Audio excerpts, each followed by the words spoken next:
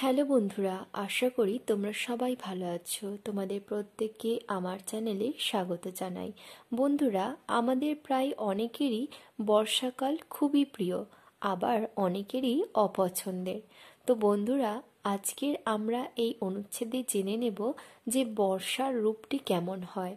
তো এসো বন্ধুরা, আমরা শিখে নিই বর্ষার রূপ অনুচ্ছেদ রচনা।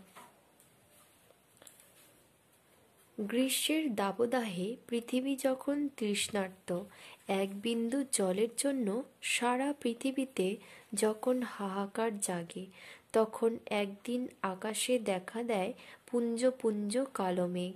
আসে বর্ষা। বর্ষা যেন ঈশ্বরের পরম আশীর্বাদ। কখনো গুঁড়ি গুঁড়ি, কখনো ঝিরিঝিরি, কখনো মুষলধারে ঈশ্বরের স্নেহ দ্বারা আকাশ থেকে নিচে ঝরে পড়তে থাকে। প্রকৃতিতে বয়ে যায় আনন্দের হিল্লোল। গাছের পাতাগুলি আবার সজীব হয়ে ওঠে। বনে উপবনে নানা বিচিত্র বর্ণ ও গন্ধের ফুল ফোটে। শুকনো জলাশয়গুলি জলপূর্ণ হয়ে ওঠে। বর্ষণ সিক্ত ক্ষেতে চাষি টোকা মাথায় দিয়ে চাষের কাজে নেমে পড়ল।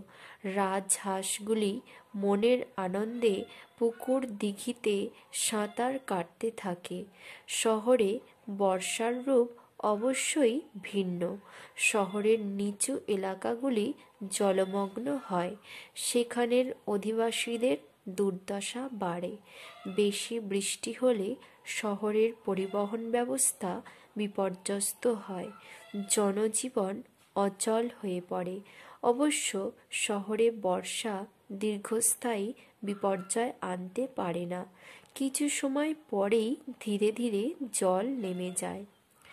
তো বন্ধুরা, আজকে ক্লাসে আমরা শিখলাম অনুচ্ছেদ রচনা বর্ষার রূপ। আশা করি তোমাদের এই অনুচ্ছেদটি ভালো লেগেছে। যদি ভালো লেগে থাকে তাহলে অবশ্যই আমার ভিডিওটিকে লাইক এবং শেয়ার করবে, সাবস্ক্রাইব করবে আমার চ্যানেলটিকেও, সঙ্গে বেল আইকনটিকেও প্রেস করে দেবে, যাতে আমার চ্যানেলের সমস্ত তথ্য তোমরা সরাসরি পেয়ে থাকো। ধন্যবাদ সবাইকে।